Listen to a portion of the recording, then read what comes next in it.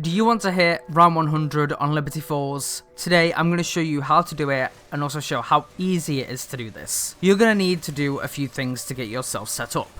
First of all, we need the jet gun. There is a guide on the channel of exactly how to build the jet gun. It is incredibly easy. I recommend you go and find that guide, follow the steps, and you will be able to get yourself the jet gun very, very easily. The next thing we're going to need is the GS45s Pack-a-Punched and dual wield. It basically turns them into the Mustang and Sally. All you need to do is level these up to level 35, I believe it is, to get dual wield, and then you will be able to have yourself the Mustang and Sally. You want to work on getting these to gold and getting them triple Pack-a-Punched. What you can do to save yourself like 9,000 salvage is wait until they turn to the golden rarity on the wall buy and then buy them from here. If you wanted, you could use a wall power gobble gum as well to get a free level 1 Pack-a-Punch. You're also going to need Frenzied Guard or Ether Shroud. Once you have that, you're going to want to buy your perks. Augments are something that is actually quite important. One of the most important augments for this is on Quick Revive. There's two different perks that do a very similar thing. On Quick Revive, there's two augments that both do a similar thing. It is Equivalent Exchange and Dying Wish. It doesn't technically matter which of these you choose. I personally like to use Equivalent Exchange, but you could also use Dying Wish. It's basically a 3 extra revives on top of your self-reses. So it's very important to have one of these equipped. It's going to help you a lot in case you do go down. So we're going to go through the perks now. All the augments that I personally use. I'm going to start at the top of the list and work my way down. Probiotic, Hardened Plates, Free Faller, Hot Foot, Supercharged, Quick Swap, Dead Head, Dead Break, Equivalent Exchange. The second augment on Quick Revive doesn't matter. Citrus Focus, Vulnerabine, PhD Slider,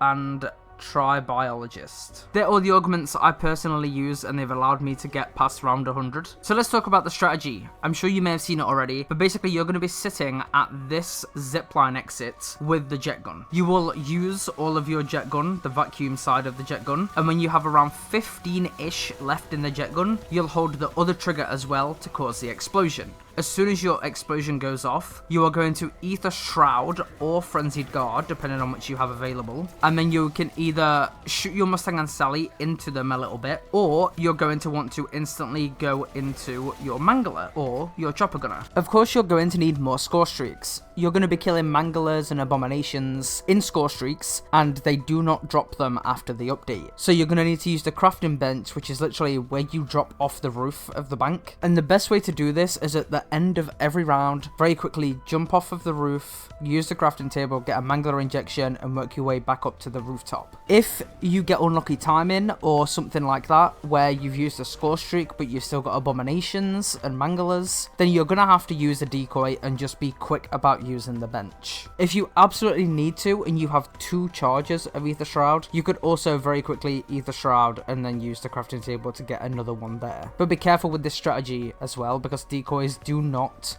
distract Manglers or Abominations. Now, if you are trying to build salvage, instead of Ether Shrouding and going into a score streak, because you're very early rounds, you're going to be able to just fall off of the roof at the back where you're stood with your jet gun and do a loop around using the zip line to get back on top of the roof, back into the place, and your jet gun will be charged to repeat it all over again. I want to give a shout out to Rushin, because Rushin is who I found the strategy from, and it has allowed me to have multiple round 100 games on Liberty Falls. I hope this video was helpful. If you need any other help or tips, then make sure you ask questions that you have in the comments and I'll try to get back to you. Thank you very much for watching. I hope you enjoyed. Drop a like, subscribe, and I'll see you in the next one.